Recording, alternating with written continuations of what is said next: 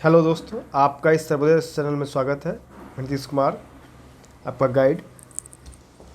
आपका आज का जो न्यूज इम्पोर्टेंट है, जो आज का जो डेट हमारा 14 अगस्त 2022 से आज, तो आज का जो हमारा इम्पोर्टेंट न्यूज़ होगा इस बारे में चर्चा करूंगा। और आप लोगों से ये रिक्वेस्ट है कि कृपया आप इस वीडियो को शेयर करेंगे, शुरू से लेकर लास्ट तक जरूर देखें इस वीडियो को, और जितना हो सके शेयर और सब्सक्राइब जरूर करें। ठीक है, इसमें आपको आज पीटी के बारे में और मेंस और इंटरव्यू इसके बारे में जो मेन मेन इंपॉर्टेंट आर्टिकल होगा उसके बारे में विशेष में चर्चा करूंगा चीज़ें। ठीक है, इसके बारे में आप लोग ध्यान से देखें वीडियो को। आज के न्यूज़ के बारे में स्टार्ट करूँ कि नया पहला टॉपिक कौन सा है। तो हमारा फर्स्ट टॉपिक जो होगा कि भारत में आतंकवाद रोधी अभ्यास में पहली बार शामिल होगा पाकिस्तान। ये जो हमारा है बहुत ही अच्छा है। ये इसके अनुसार अभी एससीओ की बैठक होने वाली है। तो क्या हुआ, तो भारत में आतंकवाद रोधी अभ्यास में पहली बार शामिल होगा पाकिस्तान। तो तनावपूर्ण संबंधों के बावजूद पाकिस्तान की सेना जो है पहली बार भारत आ रही है। वह इस साल अक्टूबर में हरियाणा के मानेसर में आयोजित होने वाले अंतर्राष्ट्रीय आतंकवाद विरोधी अभ्यास में भी शामिल होगी। और संघाई सहयोग संगठन जो एससीओ है के तहत होने वाले इस अभ्यास की इस बार भारत मेजबानी की भी कर रहा है। एससीओ का जो बैठक होने जा रहा है उसमें भारत इस बार क्या कर रहा है, तो वो मेजबानी कर रहा है। और 9 देशों के संगठन एससीओ का पाकिस्तान भी एक सदस्य है। और यह अभ्यास जो अक्टूबर में भारत के मानेसर में होगा। और चूंकि पाकिस्तान एक सदस्य है इसका, हम भी इसमें हिस्सा लेंगे, मतलब भारत भी इसमें हिस्सा लेगा। और भारत के अलावा एससीओ के अन्य सदस्य जैसे रूस, चीन, Pakistan, Iran, Kazakhstan, Kyrgyzstan, Tajikistan और उज्बेकिस्तान भी भाग लेंगे। ये घटनाक्रम अगर बात करें तो क्यों इम्पोर्टेंट है, इस बात को अगर समझें कि ये जो घटनाक्रम है क्यों इम्पोर्टेंट है, तो वर्ष 2019 में जम्मू कश्मीर से अनुच्छेद 370 को ख़त्म करने के बाद से भारत के साथ पाकिस्तान के रिश्ते तल्ख हुए हैं। पाकिस्तान ने भारत के उच्चायुक्त को भी निकाल दिया था। पाकिस्तान इस मुद्दे पर लगभग हर अंतर्राष्ट्रीय मंच पर भारत के खिलाफ जहर जो है उगल चुका है, और अभी भी मौका मिलने पर वो इससे बाज नहीं आता है। तो ये इस चीज़ को समझेंगे कि एससीओ का बैठक होने वाला है, उसमें भारत भी हिस्सा लेंगे। भारत इसमें क्या करने जा रहा है, तो मेजबानी करने जा रहा है। तो इस बात को भी ध्यान देंगे चीज़ें। और भारत इसमें कितने एससीओ के सदस्य हैं उसको ही मैंने बता दिया। वहाँ से आप पॉइंट को नोट कर सकते हैं कि एससीओ में कितने 9 सदस्य हैं, 9 सदस्य कौन से हैं, 9 सदस्य। तो इस बात को भी ध्यान देना है। अगला एक क्वेश्चन है, एक टॉपिक है हमारा कि कह रहा है चीन जो है सो ने भारत से फिर मांगा एक चीन नीति पर समर्थन मांगा है, उसका आह्वान किया है। इसमें अगर बात करें तो भारत से एक चीन नीति का समर्थन दोहराने का आह्वान किया गया है। भारत ने एक दिन पहले ही कहा था कि इस मुद्दे पर उसकी स्थिति स्पष्ट है और बार बार दोहराने की ज़रूरत नहीं है।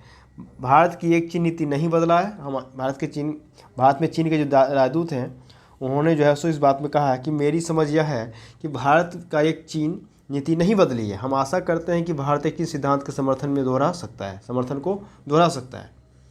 हालांकि भारत चीन नीति का समर्थन करता है, लेकिन पिछले एक दशक से द्विपक्षीय दस्तावेजों या बयानों में वह सार्वजनिक रूप से इसका उल्लेख नहीं कर रहा है। विडांग ने यह भी कहा कि भारत चीन संबंधों के लिए एक चीन नीति आधार है या दूसरे देशों के साथ चीन संबंधों की भी बुनियाद है।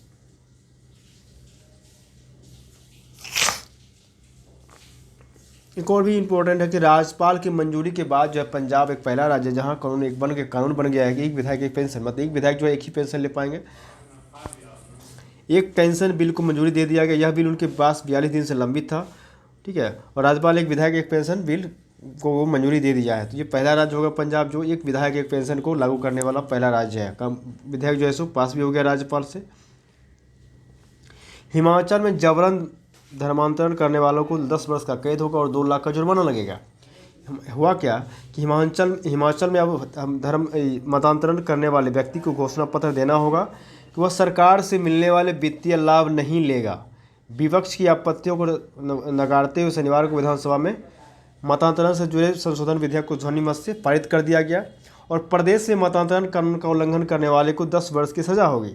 इसके साथ ही क्या होगा, अधिकतम 2 लाख रुपए का जुर्माना भी लगाया जा सकता है। जबरन मतांतरण रोकने के लिए एक बड़ा कदम है। बहुत ही अच्छा आर्टिकल है ये, इस बात को आप नोट कर सकते हैं, इसको नोट कर सकते हैं चीज़ों को।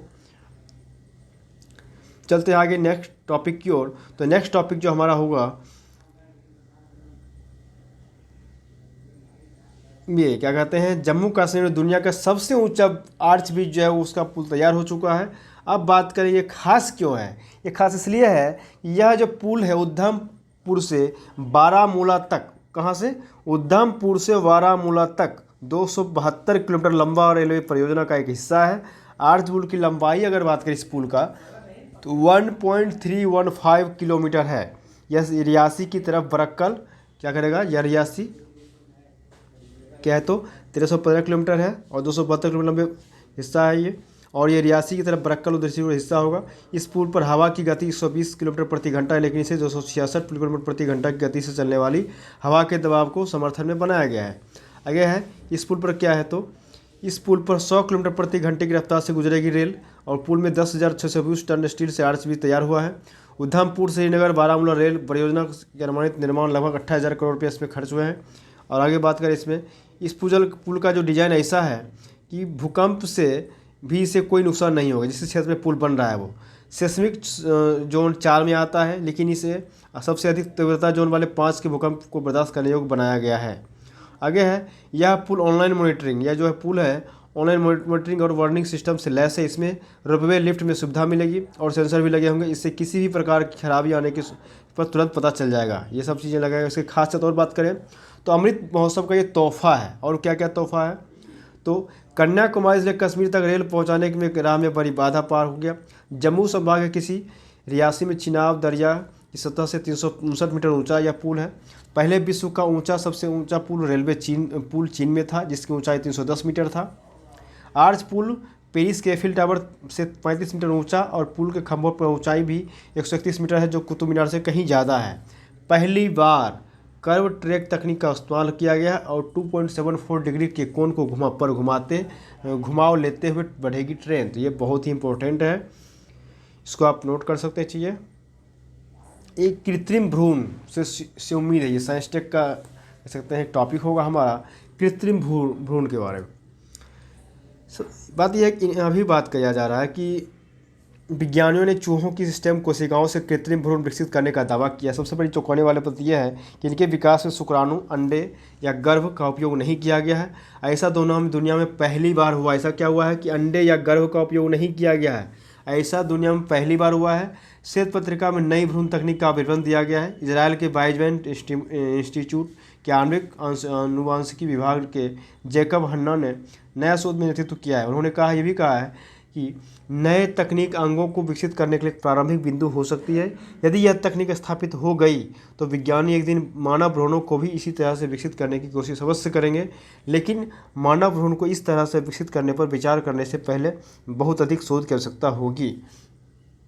और इसमें भी है कि चूँकि ये कृत्रिम भ्रूण निषेचन के बजाय स्टेम कोशिकाओं से बने होते हैं, इस वजह से इस प्रक्रिया को मापना और एक साथ बहुत सारे भ्रूण बनाना आसान होता है। यह विज्ञान के लिए अमल हो सकता है, क्योंकि बड़ी मात्रा में कृत्रिम भ्रूण संस्थान के लिए उपलब्ध कराए जा सकते हैं। अगर भ्रूण कोशिकाओं को अंगों की शुरुआत करने के लिए मजबूर किया जा सके तो अंग बनाने वाली निर्माण सामग्री का पता लग सकता है और दाताओं के बिना भी प्रत्यारोपण के लिए अंग जुटाए जा सकते हैं। बहुत ही अच्छी न्यूज़ है। और यहाँ पे एक और न्यूज़ हमारा कि अखंड भारत का अधूरा सपना। अखंड जो भारत है उसका अधूरा सपना मतलब क्या कि स्वतंत्रता का अमृत महोत्सव मनाने के क्रम भारत सरकार ने विभाजन विविधता दिवस मनाना आरंभ कर दिया है। आज विभाजन विविधता दिवस है।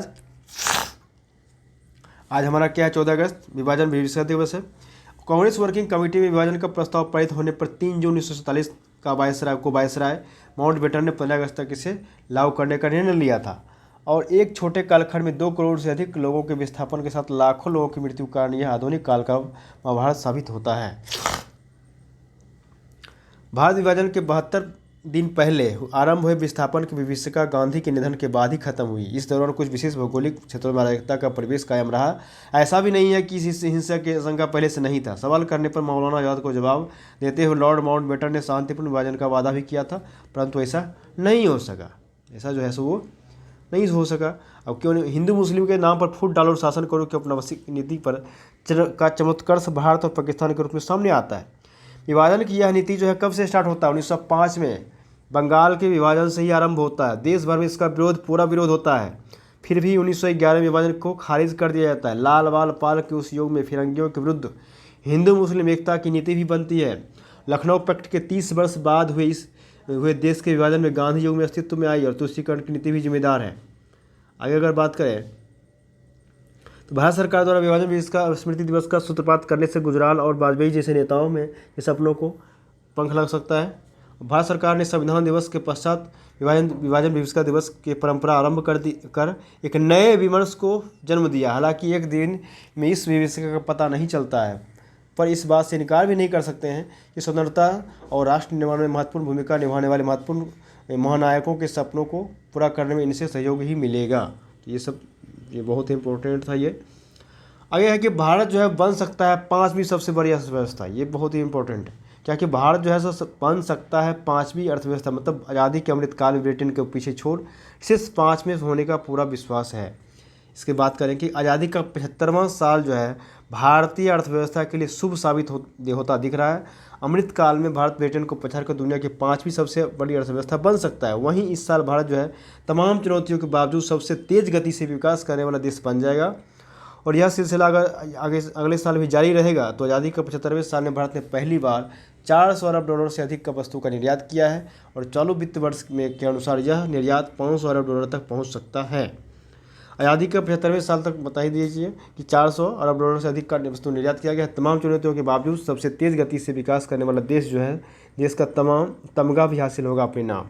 और 3.18 ट्रिलियन डॉलर भारतीय अर्थव्यवस्था वर्ष 2021 में जारी किया था, और 3.19 ट्रिलियन डॉलर था ब्रिटेन की अर्थव्यवस्था का आकार 2021 में। तो समझ सकते हैं कि भारत जो है सो बहुत तेज़ी से उभरता हुआ दिख रहा है अर्थव्यवस्था में।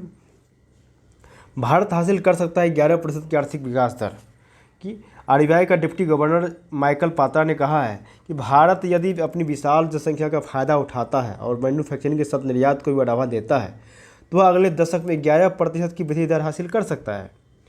उन्होंने ये भी कहा है कि भारत को दुनिया की दूसरी बड़ी अर्थव्यवस्था बनने के लिए वर्ष 2048 तक का इंतजार नहीं करना पड़ेगा, यह वर्ष 2031 तक ही सच हो जाएगा। उन्होंने कहा कि 1.38 अरब की आबादी के साथ भारत दुनिया का सबसे युवा देश है, जिसकी औसत आयु 28.4 वर्ष है। अगले साल तक 1.43 अरब की जनसंख्या के साथ दुनिया के सबसे ज़्यादा आबादी वाला देश बन जाएगा। और यहाँ पे एक और इम्पोर्टेंट है कि अमेरिका को भी भा रहा है भारत का शहद, मतलब अमेरिका जो है भारतीय शहद का सबसे बड़ा खरीदार बन गया है। वित्त वर्ष 2021-22 में भारत ने 16.37 करोड़ डॉलर का शहद निर्यात किया, और 80% शहद जो अमेरिका को निर्यात किया गया। ये सबसे अच्छी खबर है, सबसे अच्छी न्यूज पॉइंट है, इसको आप नोट कर सकते हैं जी। ये पीटी के लिए भी इम्पोर्टेंट होगा।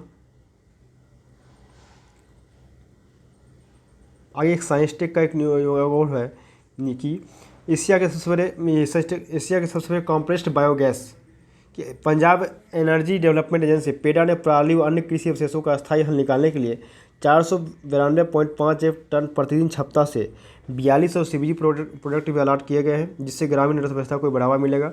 आगे है नवीन एवं नवीकरणीय ऊर्जा स्रोत मंत्री अमन अरोड़ा ने बताया कि इन प्रोजेक्टों से करीब 1200 करोड़ रुपये का निवेश होने की उम्मीद है। इसके अलावा 8000 कौशल प्राप्त व गैर कौशल प्राप्त व्यक्तियों के लिए रोजगार के लिए अवसर भी पैदा होंगे। इन प्रोजेक्ट से क्या होगा कि तो ग्रीन हाउस गैस का क्या होगा तो उत्सर्जन घटेगा।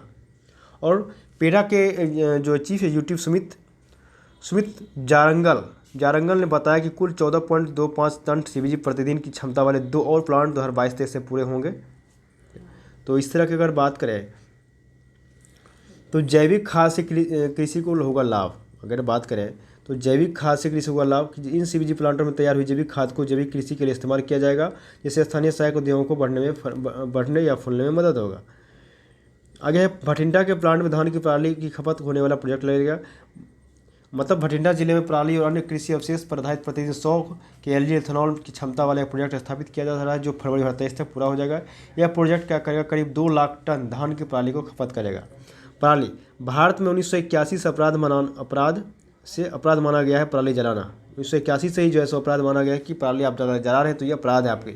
पराली जलाने का मतलब क्या होता है कि फसल कटने के बाद बचे हुए हिस्से जो हैं उसको जलाना। यह भारतीय दंड संहिता और 1981 वायु और प्रदूषण नियंत्रण के अधिनियम के तहत अपराध माना गया है। पराली जलाना एक ऐसा अभ्यास है जो कृषि के मनुष्यीकरण और श्रम की कमी के लिए कारण किया जाता है। इसके अगर बात करें इसमें 1980 के बाद पंजाब हरियाणा में धान की खेती की कारकबार लगभग 3 गुना बढ़ गया है। 10 वर्षों में यहाँ का 2 गुना से अधिक हो गया। हरियाणा और पंजाब में पराली जाने की सबसे ज़्यादा घटना आ रही है निकल के, और 11.5 करोड़ की सहायता दी गई। केंद्र सरकार द्वारा पराली जलाने से निपटने के उपाय किए गए हैं। 11.5 करोड़ की सहायता की गई है। इसके बाद 1992-93 तक भारत में लगभग 9,000 हार्वेस्टर उपयोग में थे, फसल काटने की मशीन। लेकिन आगे अगर बात करें 18,000 मशीनें खरीदी गई है पराली जलाने और उससे बचाव किए गए, लेकिन नतीजा नहीं निकला है। इस चीज़ को समझेंगे चीज़ों को। आगे है साइंस टेक का जल्द जो वृत्ति से हृदय रोग होने का खतरा ज़्यादा हो जाता है, क्योंकि यदि 40 साल की उम्र से पहले हृदय हो तो हार्ट फेलियर और आर्टिफिशियल फिब्रिलेशन का खतरा बढ़ जाता है। आर्टियल फिब्रिलेशन में दिल की धड़कन बहुत तेज़ी से अनियमित हो जाती है, जिससे रक्त का थक्का जमने के साथ ही स्ट्रोक और हार्ट फेलियर का खतरा बढ़ जाता है। अगर बात करें हम कि डॉक्टर गाहयू नामो ने आगाह किया है कि जल्दी में प्री मेच्योर रजोवृत्ति वाली महिलाओं को इस बात को लेकर सचेत रहना चाहिए। उन्हें समान उम्र की सामान्य महिलाओं की तुलना में हार्ट फेलियर या आर्टियल फिब्रिलेशन का खतरा ज़्यादा है। उन्होंने कहा कि इस स्थिति को हार्ट डिजीज से जुड़ी जीवन शैली की आदतों यथा धूम्रपान छोड़ना तथा व्यायाम करना में सुधार के लिए प्रेरक बन जाता है। इस बात को भी इसको भी पढ़ लेंगे आप लोग। तो हमने आज का जो क्या कहते हैं महत्वपूर्ण टॉपिक था, जो पीटी और मेंस इंटरव्यू के लिए हो सकता था, मैंने उसको जिक्र किया आपके सामने। कृपया वीडियो को शुरू से लास्ट तक जरूर देखें और इसको इतना हो सके आप शेयर और सब्सक्राइब चैनल को जरूर करने का प्रयास करें। तब तक के लिए हम लोग बहुत बहुत धन्यवाद। फिर कल हम मिलते हैं एक नए, नहीं कल तो आपका न्यूज़पेपर ये नहीं आएगा, नई संस्करण जो है 15 अगस्त को नहीं आएगा, ये एक दिन बंद रहेगा। कल तो आएगा लेकिन 16 को बंद रहेगा एक दिन, तो उस दिन हो सकता है स्टॉप कर सकते हैं हम एक दिन के लिए, तो उस दिन ये बता दिया जाएगा आपको। ठीक है, जब तक के लिए धन्यवाद, बहुत बहुत धन्यवाद। फिर हम कल एक नए टॉपिक के साथ मिलते हैं आपको।